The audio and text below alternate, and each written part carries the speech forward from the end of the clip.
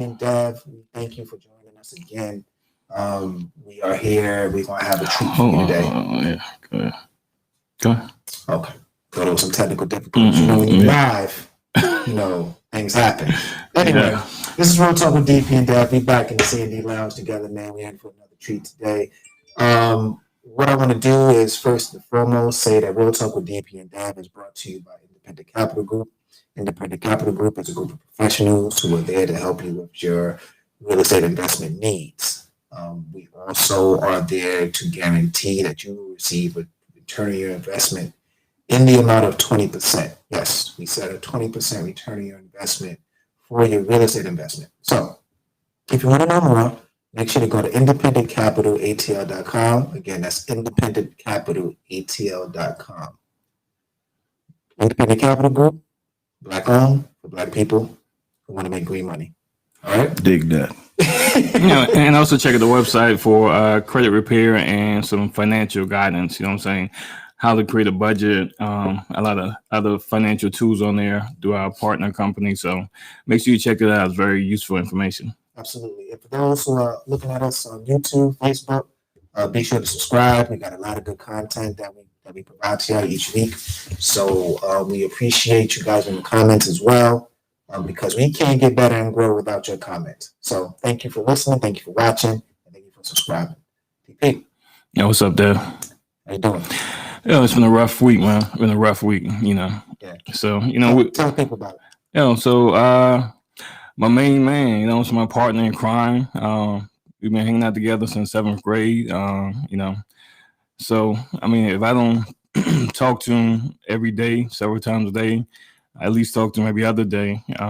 We hang out once a week, once every other week, So he passed, Spartacus Hayward, got to give a big shout out to him, you know what I'm saying, because he's one of the real ones, and I've had people pass in my family and friends before, but this kind of hit you a little different, you know what I'm saying? So we just want to give a toast, to the great life that Spartacus lived, and he lived it to the fullest, to the last day, matter of fact, you know what I'm saying? So you can ask for that no much more. So shout out to you, Spartacus. One for the kid, man. I had the honor and privilege of meeting Sparty. I didn't know him as long, obviously, as DP did, but what I can say is that Sparty was nothing but stand up and respectful to me every time I was in his presence. So, our condolences go out to Sparty's family. His wife, his small children. If they are watching, just know that we got you. We're gonna take care of you. Definitely. Take care of the young ones, and just let them know how dope the father was, and how he was a pillar of the community. He had his own law firm. He was doing good things and helping a lot of people. So we want to make sure that legacy lives on through words. Yeah. Not only did I lose a great friend, now I got to pay for legal services now. Right. It's a little different now. Yeah. But we're going to continue to celebrate Sparty's life. Definitely. Obviously, we're going to mourn his loss, but we're going to continue to celebrate his life. So salute to him. And we're going to transition and talk to Uncle Mike. Dig that. So Uncle Mike has lived a life that that's been glorified, unfortunately, in some sense, in terms of movies and things like that. But he actually lived it in real life, and he's going to drop a lot of gems, a lot of jewels for people who's watching today. So, Didi, why don't you go ahead and kind of introduce Uncle Mike for us? Yeah, so it's my Uncle Mike Dixon. He's a legend in his own right. Been through the struggle, you know what I'm saying? Got into it at a very young age, but, somehow, he found the strength to, turn a good thing into a bad thing and just left that life behind him, you know what I'm saying? So turn a bad thing into a good thing, and then just left that life alone, and basically learned his lesson, to say it in a kind way, you know what I'm saying? Just learned your lesson. Because people can go through certain things and they repeat it, that's why you got these, what is called recidivism, and you returning back to jail every year. I mean, I know some people that they repeatedly go back to jail, like they like it. You know what I'm saying? Like, and it's interesting you said it, because one of the terms that I've always heard, I don't know if it's really even used in real life, I've only seen it said in movies, it's institutionalized. Like, It's real. okay, so we're gonna talk about that, because some people get out into the real world and Can't function. Right. Exactly. So without further ado, Mike, let's just start off. Okay. First, let's just go ahead. Say what you got to say. Yeah, but first of all, I want to thank both of y'all for allowing me the opportunity to use this platform to get my story out there. Right. And so at times, as I go through my span, if I get a little go off track. If kind of go off track. That's Devin job. Get somewhat explicit. I just want you. It's not coming from a place of anger. Right. It's not coming from a place of arrogance. It's just raw emotions. Yeah. We appreciate that. But and that's what they need to hear. Understandably so.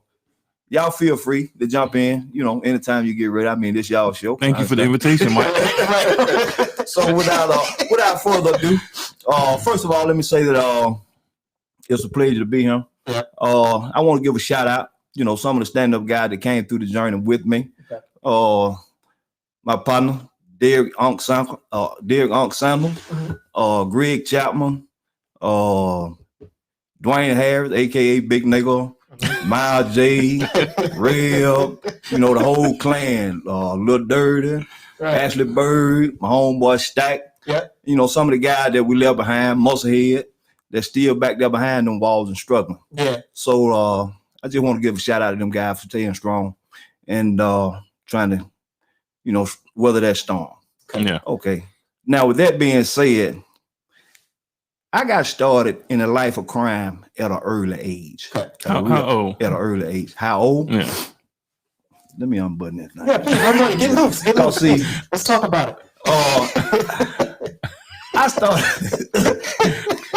started toting my first pistol when I was about 12 years old. Now is it? And this is in South Carolina? No, Atlanta. This right here in Georgia. My daddy's side of the family from Atlanta. Okay, all right, good. Okay. ATL. So they grew up right up the street from Venetian. It's rare to see you locals these days. You know what I'm saying? They still around though. I know. It's very select few of them, but they still around. They're not as visible as they used to be. Right. And so my journey began. He was out in the streets at 12. And make no mistake about it, it has nothing to do with bad parenting. Okay. It has nothing to do with bad parenting. You had both of your parents. I wouldn't trade mine in for nothing in the world. And my grandparents, my great grandparents, you had them too. So, what I think it was early on, I fell victim to peer pressure. Okay. Seeing guys in the hood, doing this, selling dope, burglarizing, robbing, stealing, just doing dumb shit. Mm-hmm. And I felt for me to be accepted in that crew, I had to do that too. Right.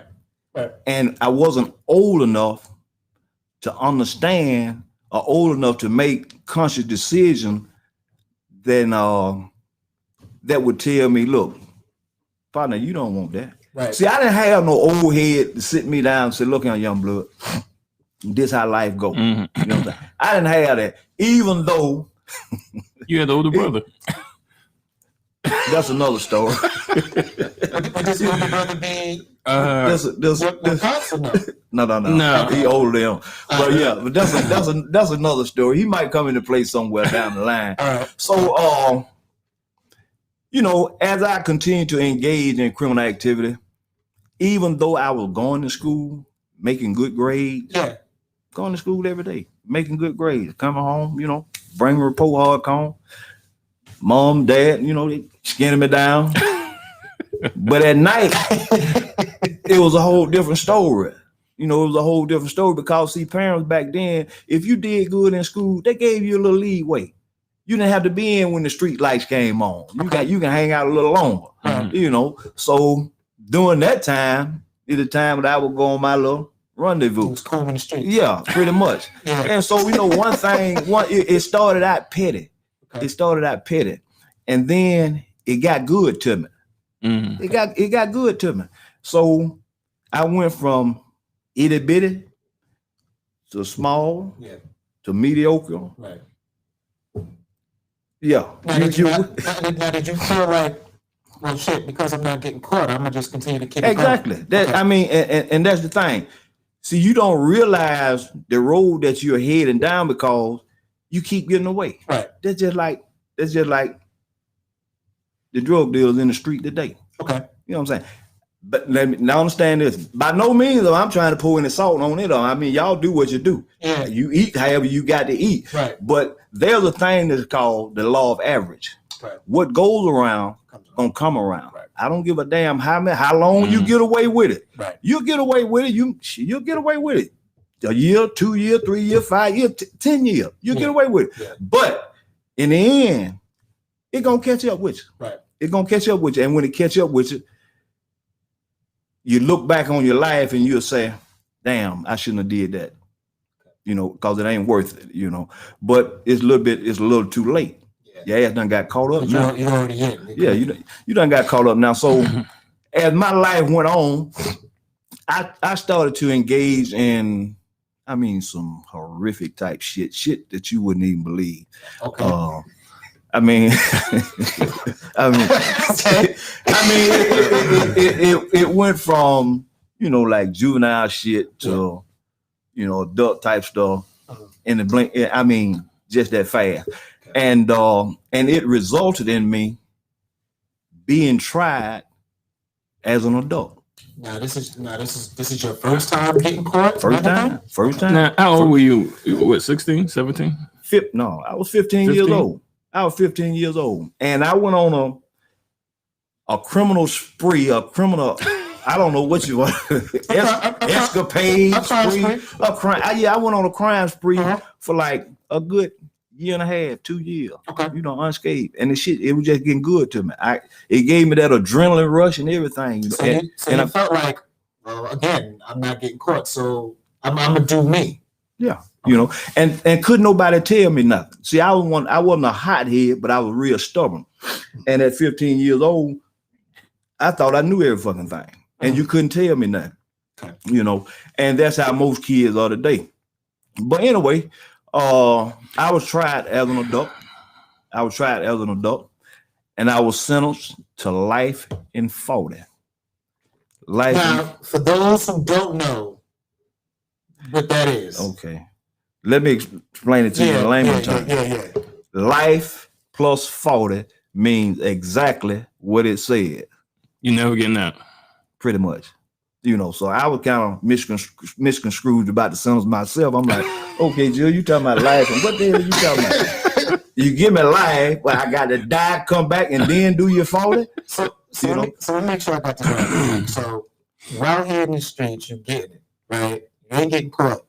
By the time you do get caught, you go out and go to trial, and they sentence you to life plus 40. So that means you was out here doing some serious, you was out here doing some ugly, some ugly shit, some real ugly shit.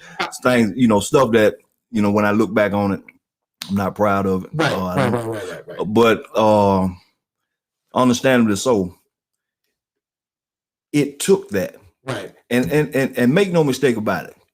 I'm not glad that things turned out the way that it did, but it was in my best interest. It was in my best interest that things turned out the way that it did, because I was on a one-way ticket straight to hell. Mm-hmm. One-way ticket. Had I not got caught and locked up, and the cracker didn't lock me up when they did, you'll be toasting for me.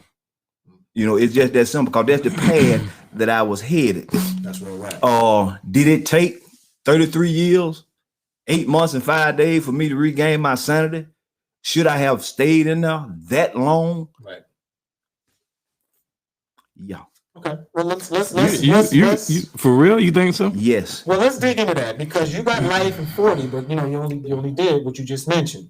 Now, before you even before we get into that and get into that story, because I'm sure there's some things we're gonna hear that we may not be prepared for. And now this is my real uncle. Now Right. We just don't call him uncle. Man. This is my real uncle. So we in for a ride. But let me ask you this: you get the verdict, right? Your parents are still right. They in the courtroom, right? What's that like? Like, what are you thinking? Like, at that point, at that time, yeah, at that particular time, me on a personal note, right? I ain't give a fuck. Okay. I mean, I cared about them and how they felt, right, and how it affected their life. But as far as me, I ain't give a damn. Well, that's all you got, right? Give me some more. You know what I'm saying? I mean, that was just the attitude I had. I ain't give a shit, right? Because I felt like life goes on, and so once you go into the system, right, it's a whole different ball game. It's a whole different ball game. But Mike, you go into an adult prison at 15. At 15 years old, it's a whole different ball game. So is it that where you from? You know people already in there when you get there to make it. Cause I mean that's unusual. You know what I'm saying? Kind of, sorta, but not really. And when I say kind of, sorta, but not really, cause see, it's them same dudes, your homeboy, the one that you say that's cool with you, and, in the streets. It's them same niggas that gonna stab you in the back. Mm-hmm. So you got to be very, very careful of who you associate with and how close you let somebody get to you. Mm-hmm. I mean, when I say you got to be real careful, you got to be real careful because behind them walls, only the dirty dogs survive, man.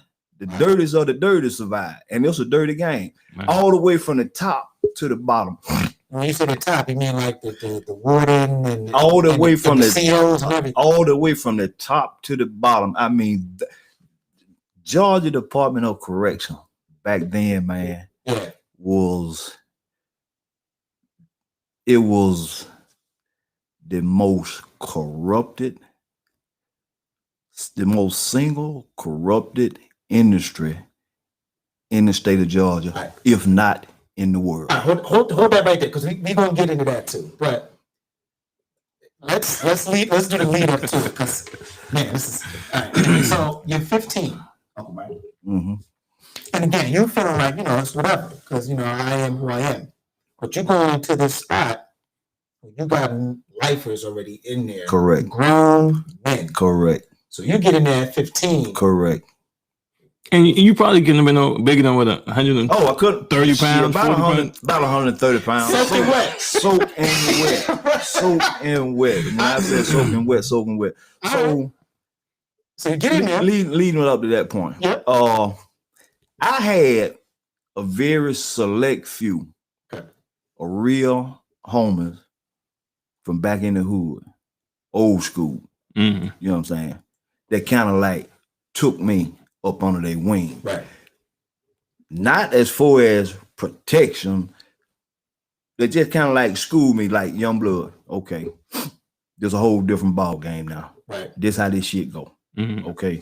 Da da da da da da da da. Right. You take that knowledge and you run with it. But once again, you got to be aware of your surrounding, the people that you associate with, and I know you heard those saying that keep your enemy closer, but your friends even closer. Mm-hmm. Yeah, it's that type. Keep your friends close, but your enemies closer. Yeah. It's some real cut. I mean, when I said cutthroat niggas in there, folk, it's mind-boggling, man. It's mind-boggling. And I have actually seen it all. And people wonder like, oh, you were 15 home. How you come through all this shit unscathed? How you get through all this shit unscathed? Let me tell you something. That's my question. Let me tell you something. Number one, You mind your own business. Mm-hmm. You can have associates, partners, homeboys, whatever. But like I said, you got to keep them at a distance. Okay. You don't let nobody play you too close. Okay. Nobody. I mean, your tight man, the nigga that you sit down and eat a meal with every night. You know what I mean? You just can't let nobody play you too close. And you mind your business. Even when you minding your own business, you still ain't out the woods. Cause see, it's somebody somewhere always lurking. Yeah. You in a dormitory. It's 135 men in this dormitory. There's 135 people in the dormitory. You got one shower stall. Mm. You got 6 shower heads up there. It's at any given moment, it's 30 niggas in there at one time. You know, Man. Dang. and so you really, you know what, people need to let their kids who going on down the wrong path. Well, they got them. I'm talking about watch this program. Watch the show. The kids watch the show. And it's and I have seen, boy, good God Almighty, I need to take this one off for real. Look out, the shit that I have seen, the shit that I have seen. Let me tell you something. Mm-hmm. I have seen killers Yep. come off the street. Yep. Known killers. Yep. Nigga walk down the neighborhood, walk by, take off running, robbing folk, rob the crap game, rob the skin game. Talking to the mic. And come right back the next day, and they won't even touch them, won't even say nothing to them, because they was some real killers. Mm. But them same killers, I seen them nigga take Eminem, wet them, put lipstick on, put wigs on their head, and they became somebody boy in chain. Really? But that's them same killers now that was on the street. See, shit was rough, man. Shit was hard, and you had to be a real stand-up kind of guy to survive back then. Mm-hmm. And it was ugly. And there ain't no sense in you trying to run to them white folk for some help. Yeah. You can get your ugly ass back down in there and fend for yourself. You know what I mean? and you had to do that, man. You had to do that. And but like I said, me myself, I really kept a real low profile. Okay.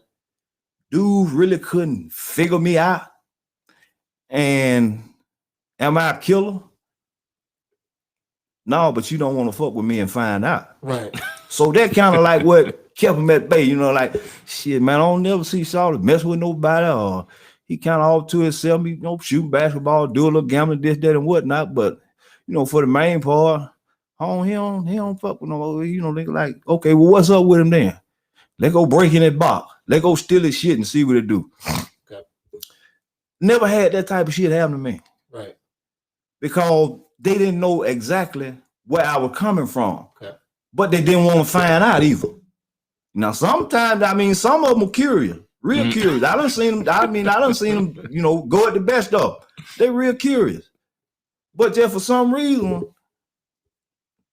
they didn't fuck with them. They didn't want to find out. Okay. You know?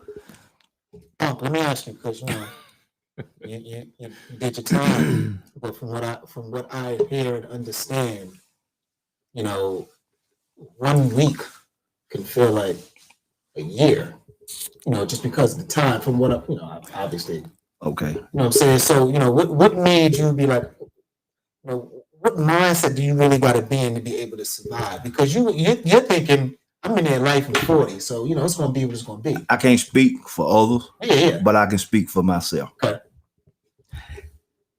By the time I turned like 17, 18 years old, yep, I had came to grips with the fact that, dog, this your domain right here. Okay. So you gonna make the best of it. You ain't going nowhere.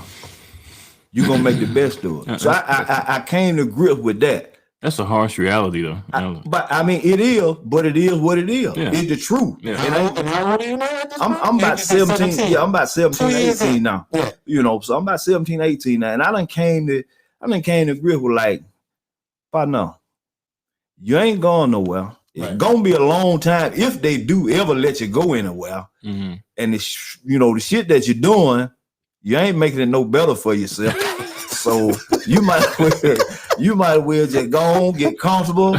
You're gonna be here a while, and just let it do what it do. And but man, for me, when I tell you, I had some real down to earth, stand up guys from the A. Yeah. Solid brother that came through this journey with me. They didn't do as much time as I did, but they did a significant amount. And let me tell you something. These brothers was on call. I didn't give a damn what the calls were. Home. They ready to go. And we didn't have, it wasn't no game. It was just like certain people mess with certain people. You had like Atlanta, right, Savannah, right, Augusta, Albany, and they were kind of like clicked up. It wasn't gang banging like this shit they got going on today, Bloods, Crips, and it wasn't like that. Okay. But see, everybody dealt with their own little circle. And we had our own little circle.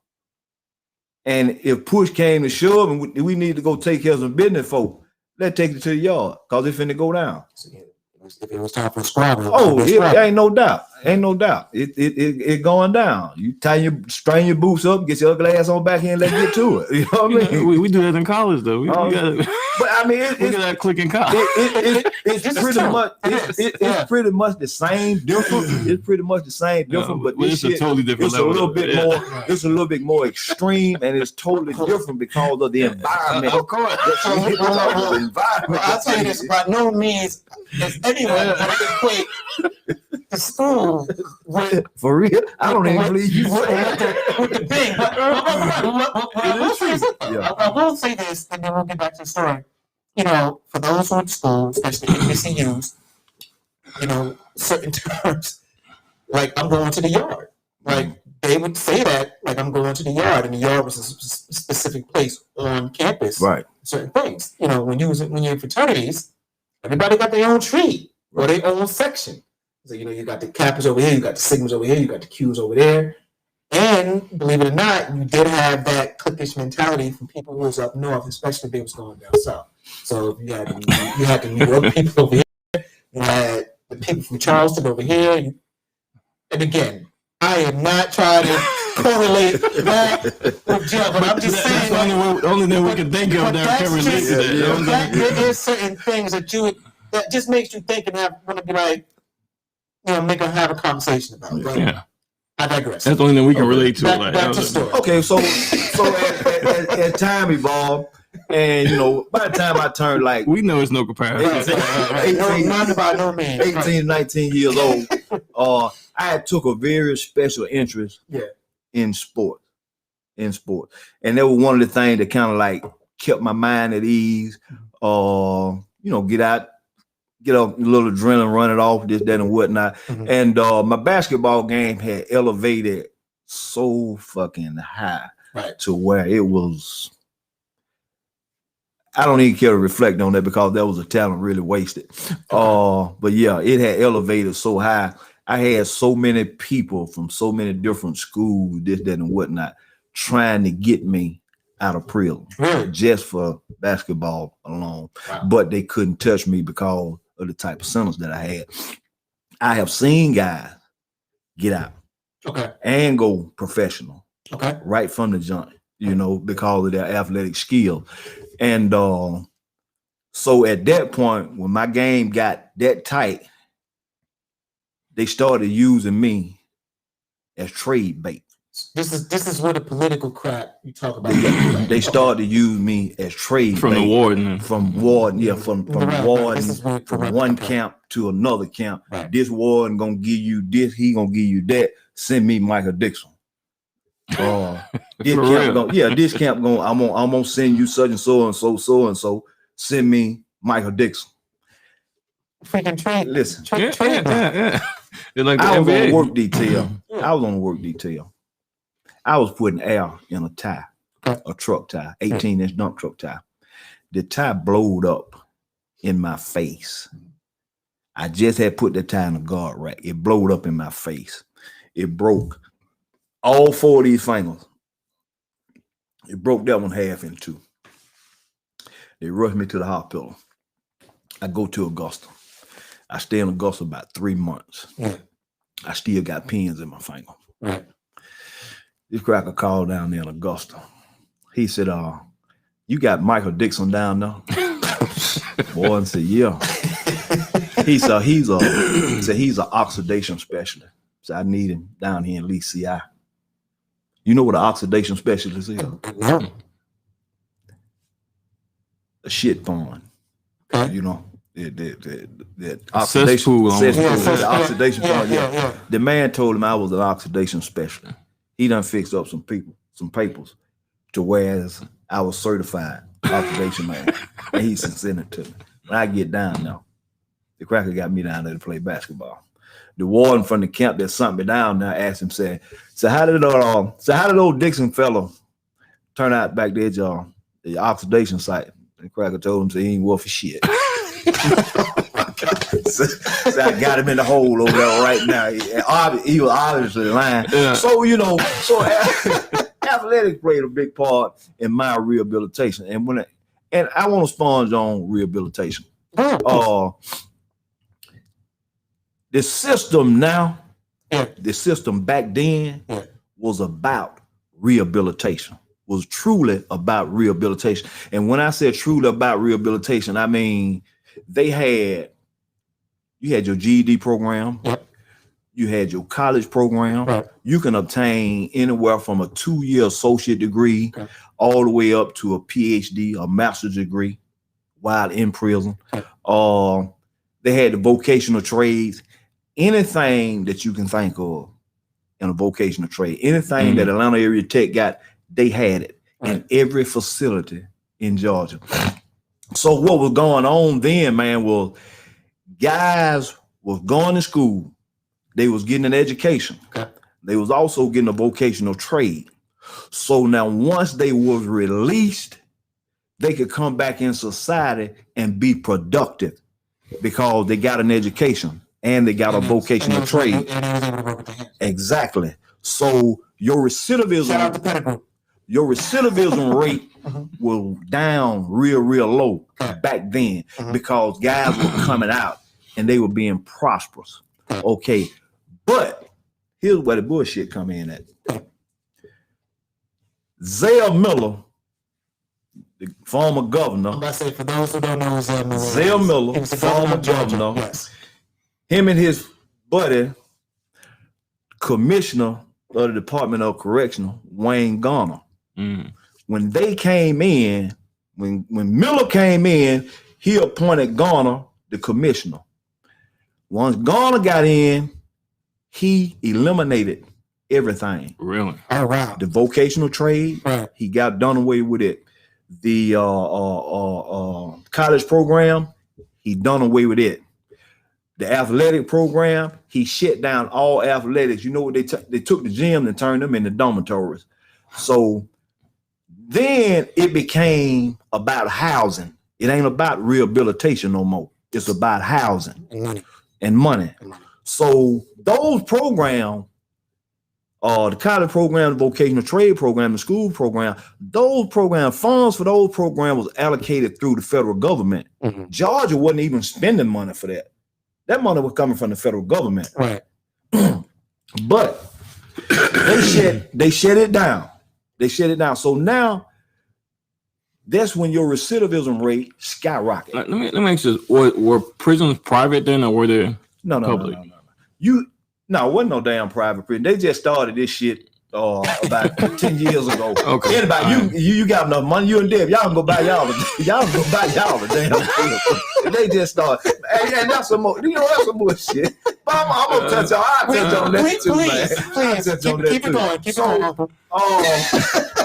So the recidivism rate skyrocketed. Right. Let's go back to that though. You said the federal government was paying for it. The state was just kind of the overseer. Pretty much. And they what they said, we don't want the federal government money anymore. We just want to see really, they want to see the black folks just fail. See, you missing the big picture. And I knew you would do that. Because most people do. Right. No, so I'm not surprised because most people do. Okay, now here's the big picture. It's not about rehabilitation. Yeah. It's about housing niggas now. So we take away the program, we take away the vocational program, we take away the college program, we take away this, we take all that away. You coming back. So when DP go in there and do 10 years, he's just the dumb as he was when he came in, when he get out, because he ain't been surrounded by nothing but ignorance. Right. He ain't been to school because there ain't no school no more. Right. He ain't been to college because there ain't no college no more. He ain't got no vocational trade because the vocational trades are gone. So when DP get out, guess what? DP is a man. DP gonna try to survive by any means necessary. So he gonna result back to a life of crime. So within 6 to 8 months to the year, they gonna snatch his ass up again. Is that where the institutionalized part comes from? Not really. Okay. Not really. Right. It's built like that by design. Yeah. The system is built like that by design. And I'm gonna tell you one more thing about the system. And that's for everybody listening. If you got kids, if you got children, if you got loved ones in prison, listen to me. The Georgia penal system, GDC, all them sister stations, all that shit, this system cannot be beat. You can't beat this system. This system it's not designed to be beat. Right. Let me give you an example. Four brighter minds than mine, yours, have all tried to beat the system. You got come on, help me out. Give me some of them Frank Nitty, them gangster, Al Capone, what the white boy name up there with all them embezzled all that money? Madoff. You got these brilliant minded motherfuckers. Yeah. If they couldn't beat the system, why you think your dumb ass can beat it? The system wasn't designed to be beat. You can't beat the system. What you can do is this. And hear me now, what you can do is this. You can manipulate the system. You can't beat it. You can manipulate the system. And when I say manipulate the system, this is what I mean. You take the system and make it work for you. Make it work for you. So you can be a better you. If your stupid ass keep on thinking you can beat that system, it ain't designed to be beat. Now, how do you make the system work for you if when you're going for 10 years, you don't have they're not giving any resources to make you a better person. You can almost force yourself to read books and be around certain. Yeah, I mean, when you got all that other ignorant stuff going on at the same time on one side, and you may have a corner where people trying to do the right thing, but 95% of everybody else around you doing the wrong thing. How do you beat that system? They give you now, you got bare minimum. They didn't take away everything, but they took away the main thing that you could use and to prosper. You got at a minimum, you got now, I think they still got the GED program. Okay. That's one thing that they got. Then they got some shit called RSAP. It's a drug program. Then obviously they got the NA and the AA, and they got different little groups, but they don't have the necessities of what they used to have for you to come out and be a better person. But like I said, you can't beat the system. You can only go in there and try and manipulate the system. Do what you can do to try and better yourself. Because see, the ultimate decision is left up to you. So let me understand this. So, because at this time still, there's no privatized prisons. It's all still public. Oh shit, no. So they're private prison. No, I'm talking about back when. Oh, back then. No, yeah, back then. So you remove the rehabilitation. You build the buildings. You don't have the proper resources for these people to get rehabilitated. So they come back out, they do what they do, they go back in. So now it's about the bodies being in the housing, and then they use that and be like, okay, we got X amount of bodies, but people are coming back. So now we need more money to build more houses, and then that's how it goes. Yeah, and that's pretty much what happened because they get so much money. The state gets so much money per head, per head. So in other words, it wasn't profitable for them to take the money for the federal government and just finance prisoners being helped and being housed. Now it's about I need to get the profit from it, regardless of what the future is for the prisoners that come up, because we've thrown them away anyway. Because the only way they can justify it is by the amount of bodies that's in there and the overflow, which gives them more money to expand. So that really explains the kindergarten or something like that to the prison pipeline. You know what I'm saying? By the time you're in the third grade, they almost know if you're gonna end up in prison or not. You know what I'm saying? So okay. And see, like right now, and I don't know how fast y'all live with these phones, but the last time I checked, the state of Georgia had 49,488 prisons inmates. 49,488. Unless they don't inmates, inmates. Unless they don't let one of them son of bitches out today. this what they. Hold on, DP. And this what they had. Hold on, wait a minute. I believe you. I'm hoping some people getting out every day. I'm hoping some people getting out every day. 49,988. Mike, I assume people getting out every day now. How many prisons the Department of Georgia have? How many prisons? Not prisoners, prisons. Okay. Hold on. Mike, what? How many inmates are in the Department of Georgia State Prison? They can't understand you with that southern drawl, man. How many inmates are in the Georgia State Prison? You sound like the Wardens, no? You sound like the Wardens from back in the day.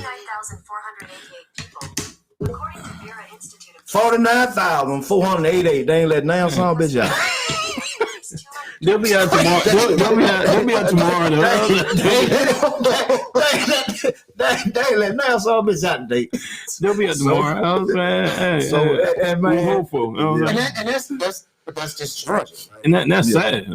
But from history, when I was a kid, they talked about when settlers started going from different state to state. Georgia was a prisoner state. They just sent all the prisoners to Georgia. You know what I'm saying? So, I mean, at one point, man, I really thought that the state of Georgia was just gonna take all the civilians and send them somewhere, and they were just gonna build a big old fucking fence around the state of Georgia and just make it out of prison. If certain white folks could, they probably would. I mean, because it ain't a good idea because I thought of it. But if one of them think good, it was a great idea, right? Maybe we need to let you spearhead that. But yeah. Go ahead on. But look out, man. But check this out, y'all. Serious note, man.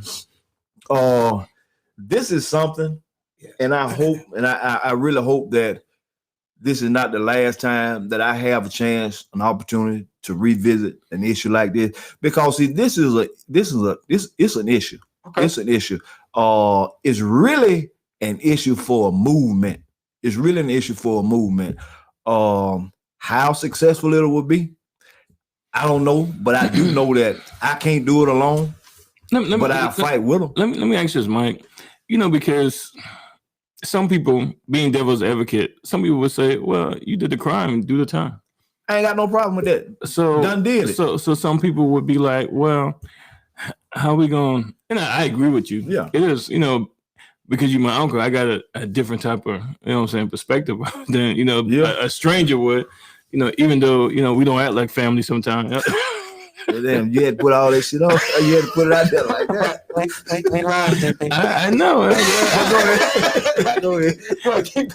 It's real talk, right? Hey, but yeah. I mean, I do understand what you're saying, but some people would push back. You know what I'm saying? But it is something that's needed, because in our community, just like this morning, I was watching the news. They're talking about how many shootings happened in Atlanta. Yeah, I heard that last night. You know what I'm saying? I mean, it's crazy.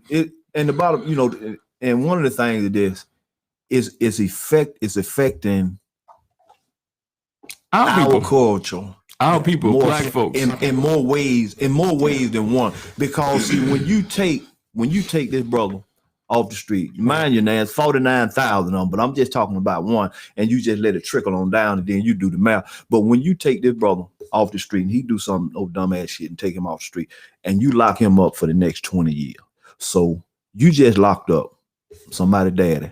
Right.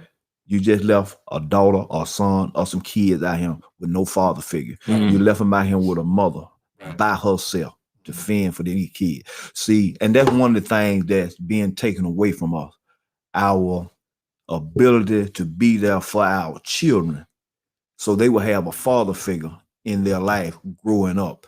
And that's by design. So it ain't no happenstance.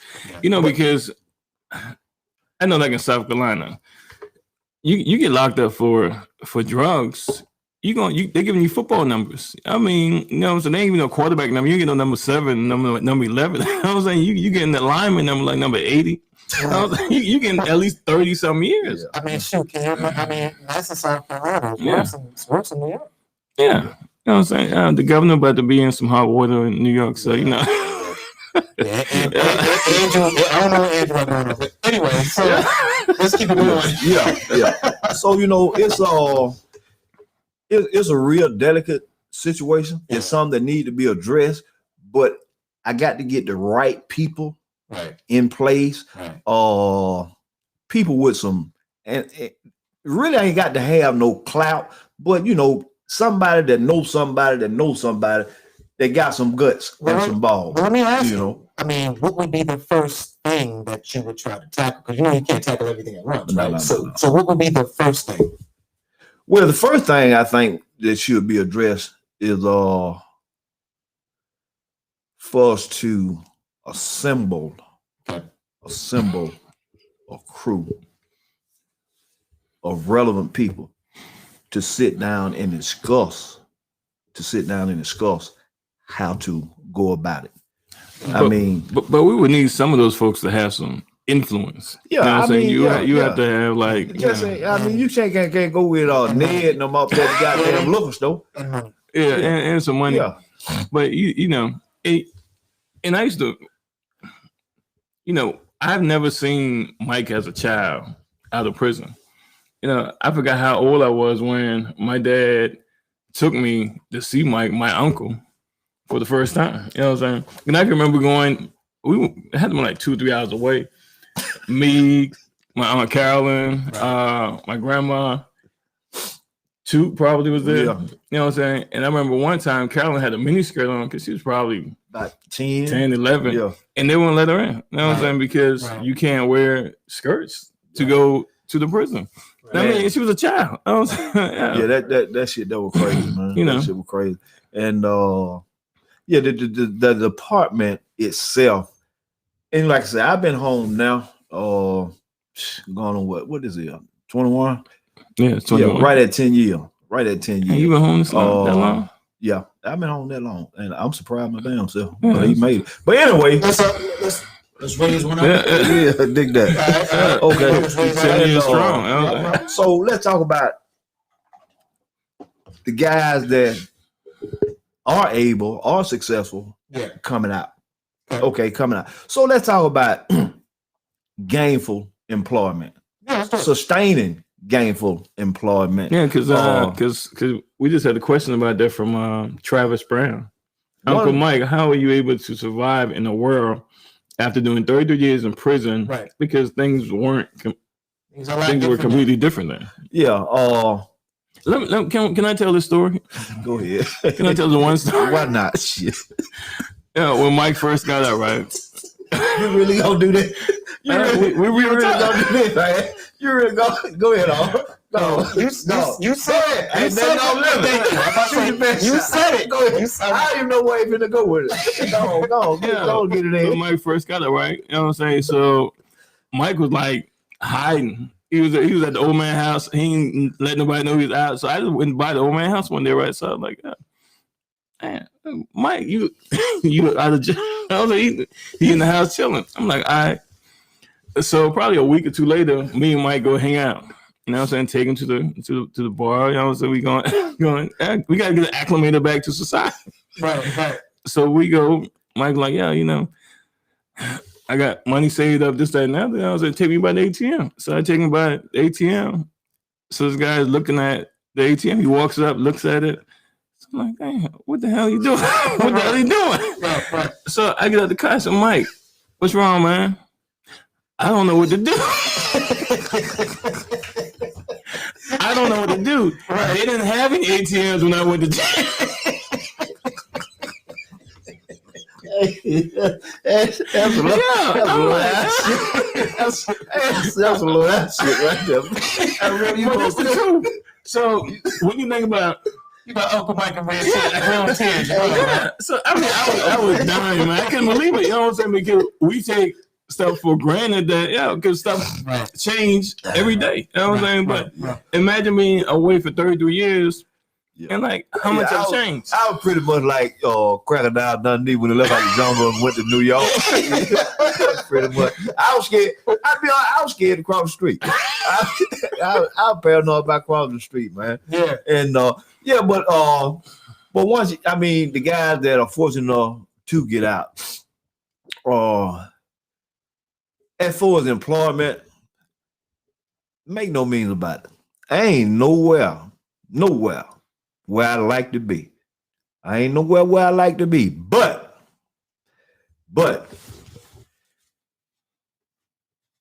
you crying, man. I got a bad eye, nigga. I ain't crying. That was the wind blowing.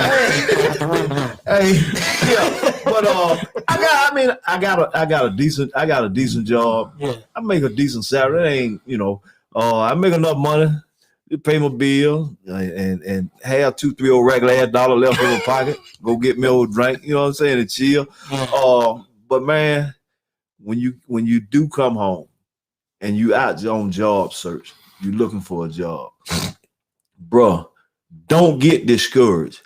Do not get discouraged. You got to keep on knocking on them doors. Keep on knocking on them doors. When one door shut, another goddamn door open. I mean, I knocked on door, man. I knocked on door for like a year and a half, 2 years before I can, land a decent job with a decent salary. I ain't work for a family member of mine, man. I wonder who that is. I wonder who that is. I mean, this nigga chumped me off so bad. I want to take a piece of that plywood and really do something to home, right? So I said, no, bro, I ain't gonna. I love you. Yeah, man. I said, my relationship with you and your uncle mean more to me than that little chain, man. I said, I'm gonna go and take this show home somewhere. I said, damn, you gonna keep feeding me these peanuts. I do have a question, man. Yeah. And you can answer it, you don't have to answer it, but you was in for a life for right. Got out in 33. Right. How did that happen? Yeah. Okay. Good question. I have an assumption. Let me. Let the man speak. Okay. I tell you what, DP, why don't you do this, huh? Come on, man. Go ahead. Why don't you go catch your goddamn life something, then you go 33, then you come out and talk all you. Can you get the man a side, man? Okay, so look, I got you there. But I'm gonna let you get it another DP. I'm gonna let you go there. You know what my assumption is. So then, back then, when I caught my son, which was back in 1977, a life sentence did not actually mean that you would be incarcerated for the rest of your life. A life sentence back then meant, numbers from 1 to 20. Let's just do it like that. Numbers from 1 to 20. If you got 10 years, you could do 5 years and do what they call discharge. You can do 10 years and max out, meaning that you ain't on no parole, you ain't on no paper now. If you had 20 years, you can do 10 years and discharge, but you still have 10 years on parole. Right. Or if you do the whole 20, you out. So a life sentence back then meant you were eligible for a parole hearing in 7 years. You ain't gonna make it, but we're gonna look at you, but you ain't gonna make it. I ain't seen a son bitch yet come up in 7 years with a license. They got up out of there. So you did 7 years, and they'll look at you. Yeah. It's policy. That's the only reason they looking at you, because it's policy. Gotcha. So they deny you. It's like a rubber stamp. Yeah, they deny it. So they're reviewing the file. Yeah, pretty much. So my thing was, I did 7. I came up. They denied me. They socked me off. 7 more. I did the other 7. Came up again. They socked me off. 7 more. That's 21. I came up again. Went back. I guess they got tired of that shit. They socked me off 8. That's 28, 29. After 29 years, my bad. I missed the part. Okay, you missed the whole big part. I missed the part. You missed the whole big part. In 1992, after I had did 17 years, I was afforded the opportunity to go to a halfway house, a transition center. Y'all gonna love over here. This is real talk, man. Y'all, I missed that one. Look, that shit got so good. I missed that one. So I was afforded the opportunity to go to a halfway house, whereas I was to complete a 6-month transitional center. And Michael Dixon, you will be released on parole after 17 years. Oh, here we go. I was working at Ruby Tuesday at the Mega Mall. Yep. I did 5 months and 2 weeks. I was 2 weeks away from that lady signing my papers and saying, Michael Dixon, you can go home. I was a young 32 years old then. Young 32, but can you imagine me out here at 32? Shit. But anyway, I went to work, and it was Super Bowl Sunday. You remember it like it was yesterday? Yes, I did. My boss man shut the restaurant down and threw the party. And I just lost sight. I mean, I really lost sight of everything. I got so goddamn drunk. Man, I don't even know how I made it back to the halfway house. But when I got back there, the man said, hey, Mike, I said, yeah. He said, we got visitation in the morning. Said, you mind going? It's about 2:00 in the morning. So you mind going down to the visitation room and set the chairs up for her? I said, okay, ain't no things on. I got you. I go down there to the visitation room and set the chairs up for her. Chairs going, supposed to be going diagonal. I got chair going every goddamn. man coming up said, man, what the hell going on? You got chair going everywhere. Right. I said, shit, they down. So he eased over there to me. He said, you been drinking? I was saying, so you was still faded. I was lit. He said, you been drinking? I said, no, I ain't been drinking. You get caught drinking halfway house, you ain't gonna make a change. Yeah. I said, no, I ain't been drinking. He said, okay, well, just stay right here. He go up there and get an alkali test. Pull a little stem out. I said, blow in there. I said, for what? We got to determine whether you been drinking or not. I said, man, I ain't been drinking. Didn't I just tell you I ain't been drinking? He said, well, blow in it then. I don't know where I got this shit from. Or some dumb motherfucker told me, say, if you ever get drunk and they give you an alkali test, just put a pin in your mouth. Put a pin in your mouth and blow in the thing, right? Yeah. I don't know why you hit me. I ain't told you that. When he left to go, I know he was coming back. Hell, I had about 10 pennies. Well, anyway, make a long story short. So I blowed in the thing. I blowed in it, and motherfucker registered real high. The man said, shit, you been drinking, Mike. So we got to send you back. So turn around and put the handcuffs on. I looked at home, man. I said, crack, get them motherfucking handcuffs out of my face. I said, I'm going home. He said, don't do that. He said, don't do that. And I took about 2 steps, and he went to walk behind me, and I kind of like just flinched there. Like, crack, you gonna get your motherfucking ass out around. And I just kept on going. some kind of way I made it back to Atlanta. I don't even know how I got right now from that day to this. I don't even know how the hell I got back to Atlanta. But yeah. And so I was on the run. I was on the run for a couple of months, right? I stayed on the run for probably about 12, 13 months before I was apprehended again during the commission of another damn crime. Doing the commission of and that's why I said you had 2 weeks. Yeah. So even if you had gotten them 2 weeks, you'd have been right back doing what you were doing. Pretty much. And that's why I said at the beginning of the show. It took me that long. See, I never heard the story like that. I heard bits and pieces of that. And I heard bits and pieces of who was who Mike was hanging around doing that 12 months. Hey man. But I'm here to tell y'all, brother. And anybody that's listening, man. This shit is not, ain't no future in this. Right. Ain't no future in this. Pimp, y'all out there on your ass doing what you do. I can't tell you not to do it, but I'm just giving you some good advice, man. The white folks, they'll accommodate you. They'll accommodate you. Trust me, they will accommodate your ass.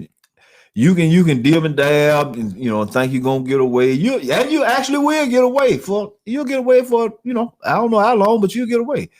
But in the end game, man, karma gonna bite you dead in the crack of your ass. It gonna bite you, folks. It gonna bite you. So Mike, even beyond that, tell them about the people who funerals you couldn't attend because you were in jail.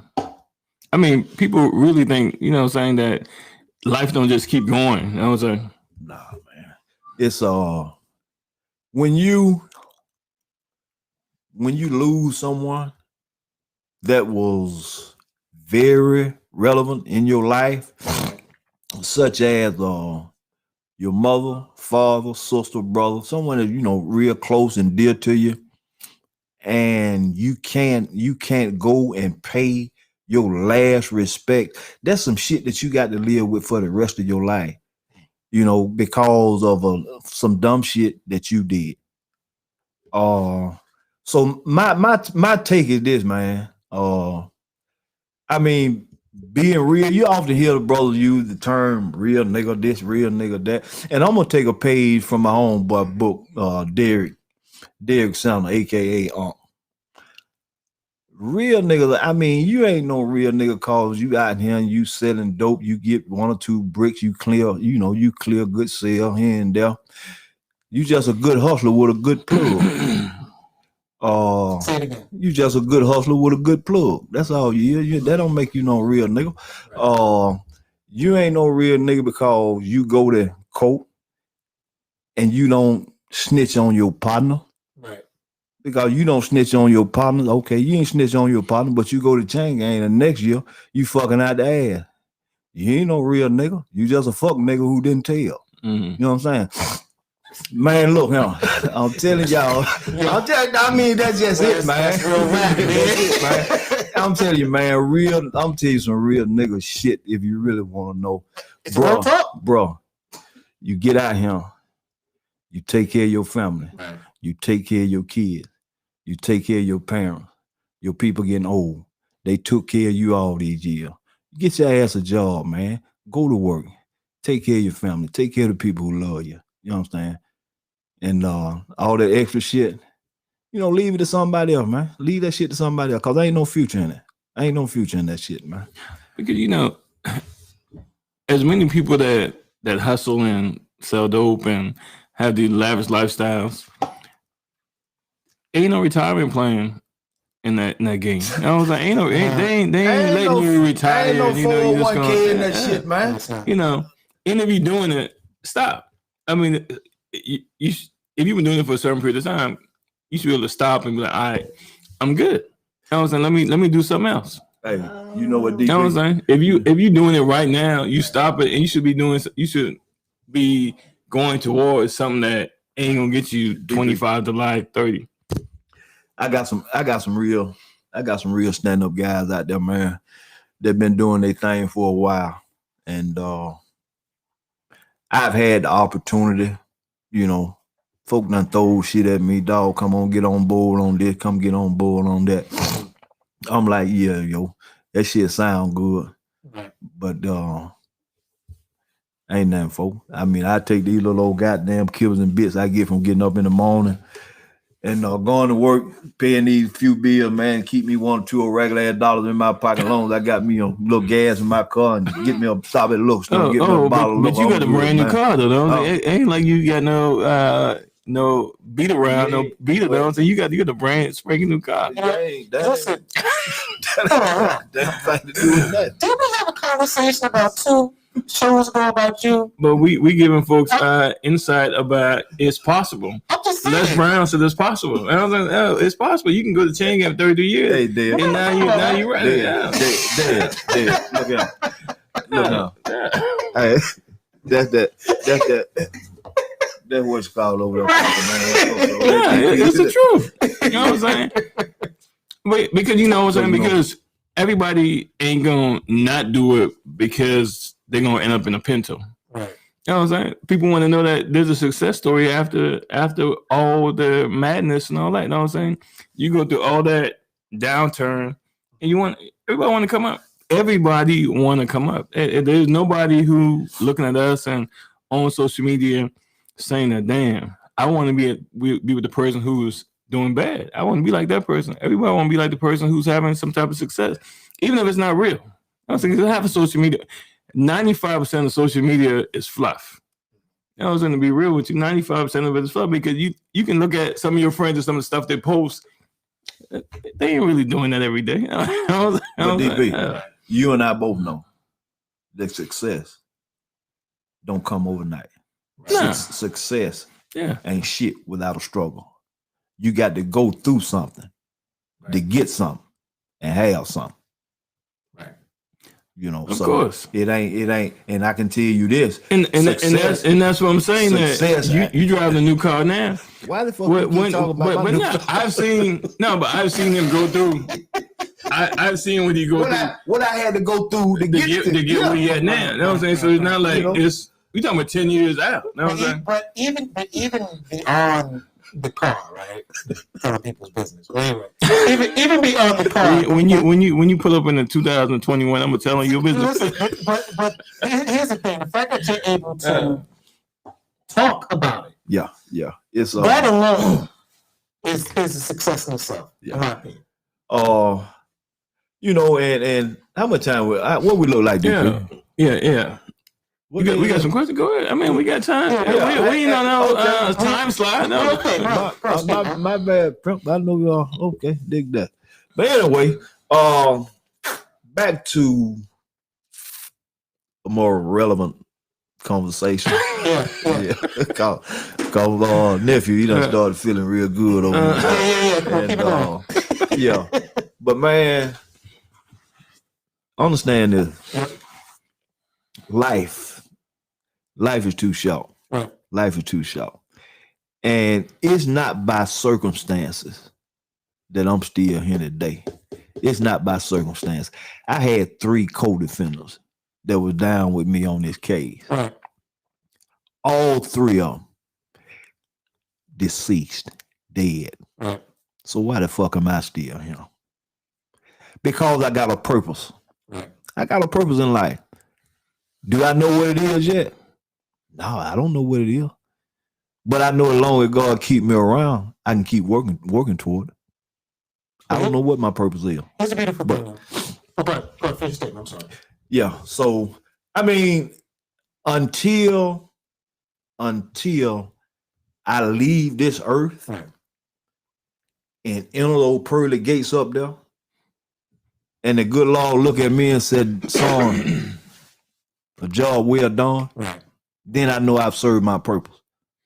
If I can just reach one parent, if I can reach one individual, one kid, one anybody tonight, if I can just reach one of y'all, then you know my time here hasn't been in vain. So I don't know if we need to go any further. We got a question now. Come on. Yeah, Uncle Mike, did you have faith when you were going through your transition? what gave you the strength to push through? You know what I'm saying? Did I have faith that you were gonna come out all right on the other side? I always thought deep down inside that I would re-enter society one day. Yeah. I never gave up. As far as faith, when you said faith, are we talking spiritually? Or are we just talking just faith, period? He's shaking his head, yeah, spiritually. Are we talking? No. Was it more like survival? Pretty much survival. Okay. Yeah. Because you missing one very relevant person in this journey you took, and I ain't hear you mention his name yet, but you know what I'm saying. So you just gonna ignore that? You just gonna ignore that or what, Mike? You know what I'm saying? Because when he was alive, you know what I'm saying, he was your greatest champion. You know what I'm saying? He was your greatest champion. I tried to keep that thing real kosher, right? And I really tried to keep my brother out this conversation. But it wouldn't be fair. It wouldn't be fair to him. It wouldn't be fair to me. Other people that knew him and the things that he did for me. His old man, my brother Melvin Collins, right? Because you know what? I can never understand why every Christmas we got a big Mike. Like Jordans and I'm like, why were you sending them Jordans in prison? What do you need Jordans? I don't even have Jordans. I was balling, DP, and you had 2 left feet. Okay. It's hard to find 2 left shoes in the Yeah, pretty much. So, man, my brother Melvin, right? He went above and beyond.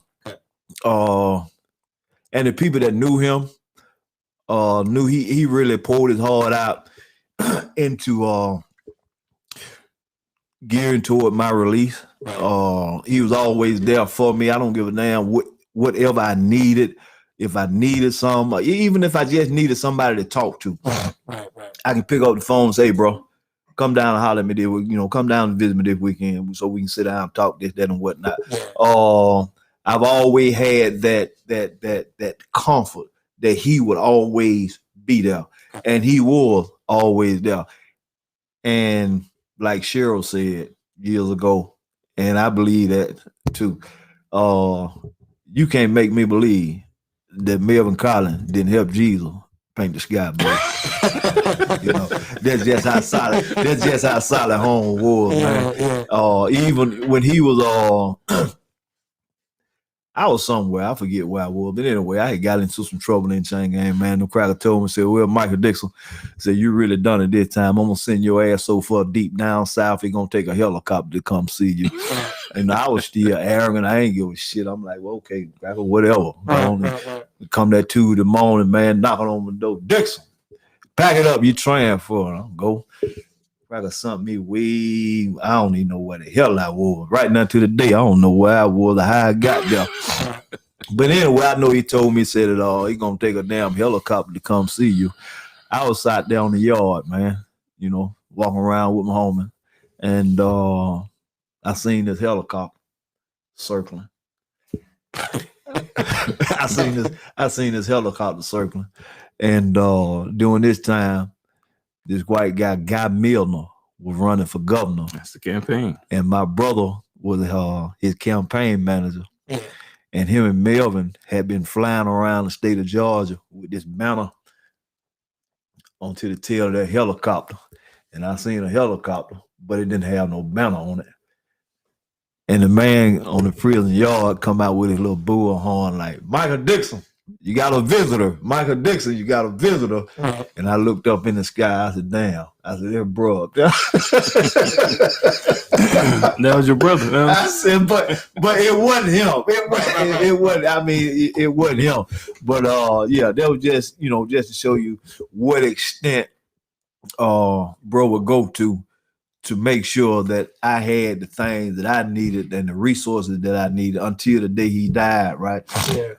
He made sure that he saw me out. Cause see, one of the things that my mom said on her dying bed to him said, look, I want you to see Michael out of the chain game.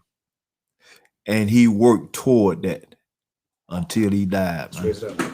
We got one more question. Yeah, I'm quite sure you do. We got a couple of them. Hey, you know Kev. You know Kev from Charlotte. Big Kev? My homeboy. No, not Big Kev. From Bridgewater. Kev from Bridgewater. Not Big Kev though. Other Kev. Uncle Mike. How hard was it to you adapt to the new technology when you came back? I mean, using like cell phones, well, she mentioned the internet. I was like, internet. I was like, because you look at like even news. Prisoners got cell phones and they on the internet. They Facebook and all that now. I was like, this ain't gonna take long. Go ahead. The question was, yeah, how was it for you to adapt back to technology? I haven't. Shit, I haven't. I mean, I can. I'm not really into technology like that. As long as I can operate my devices, able to pull up stuff and look up stuff. But as far as being a technician of some sort, said no, man, I ain't into that. No. So when you figure out you can speak to Google, you was like, oh, that's the best thing I ever have. I ain't got to ask you shit. I go straight to Google. I ain't got to ask you nothing, folks. I go straight to Google. Yeah. Hey, is there anything that you want to tell the people before we wrap up? Oh yeah, man. Even though we shared a few laughs, a few jokes, but the moral of the story is this: I didn't share my story with y'all to let you know how bad I was. Right. That wasn't the purpose of the night. So let's not get that misconstrued. The purpose was to let you know how good God is. When God has something for you, it's for you. Right. Bro, when you go to sleep tonight or when you wake up in the morning, my thing is, like Steve Harvey said, talk to God. He'll love to hear from you. I've been as candid and as real as I could possibly be. Hopefully, I was able to touch somebody somewhere. If I can just grab one soul this evening, save one soul, turn one soul around, then, I did my job here today. I did my job here today. But by no means, this is not the last time that you will hear from me. This journey or this quest that I'm on. Once again, I want to thank everybody that tuned in. I want to thank DP and Dale for allowing me to get on this platform and just, kind of like express myself and just cut the food, so to speak. But hey, it's been nice, man, and I really appreciate it. Snap it up. I learned a lot tonight about you, Mike. I was like, yeah, man. I thought I knew everything, Can but you I kind was of keep it to yourself? Well, let me say this before we wrap up, man. Yeah. One of the things you said that was important is you really didn't know what your purpose was. And I think that, you speaking how you speaking and you being, us having a platform to be able to put that out there. Correct. You're doing what you're supposed to be. Yeah. I mean, just if you do right, if you do right by your people, you do right by God. I mean, good things will happen for you, man. Good things will come. It ain't gonna happen for you overnight. Right. It's a working process. And nothing ain't gonna come to you overnight. Shit, I'm still waiting on shit to come to me. You know what I'm saying? But I'm not content with what I got, but I'm cool with that. As long as I can wake up in the morning, man, and get my black ass out of bed and go to work and come home, I'm good, man. I'm good. Now, one thing I would say, this Negro will go to work every day now. If nothing else, he going to work. Yeah, you know what I'm saying? Until I was working that family member, man. And that, ladies and gentlemen, is the gems from the OG. We appreciate truly the OG, man. We appreciate definitely. him, Yeah, that's my I love that guy. You know what I'm saying? Sometimes he's hard to love, but Hey, it's been real, man. I appreciate it, man. And we're gonna do this again sometime, man. Peace. One love, man. Yeah, I want to say, thank y'all. Thank everybody for tuning in. You know what I'm saying? Because we try to keep it 100% real. We want to give people stuff that they can actually use, and not the fluff, not the fake, nothing. You know what I'm saying? And I thought Mike was gonna be 100% with everybody, and he was. You know what I'm saying? Because it was 1,000. Yeah, definitely. Because if you got kids in the house who's being rebellious and getting out there doing some crazy stuff, you know what I'm saying? You really need to let them tune in and see, this struggle is real. You get jammed up, you done. Right. You know what I'm saying? You may not come out. Right. Life is too short, man. Life is too short, man. Look, man, we are going to wrap up. Again, thank everyone for being on with us, man. The real ones. Thank you for tuning in. Again, subscribe to our channels. We're on Facebook, Real Talk with DP and Dev. YouTube, Real Talk with DP and Dev. Instagram, Real Talk with DP and Dev.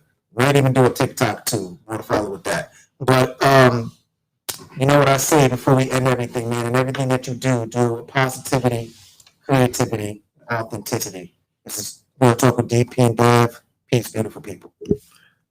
Who you with?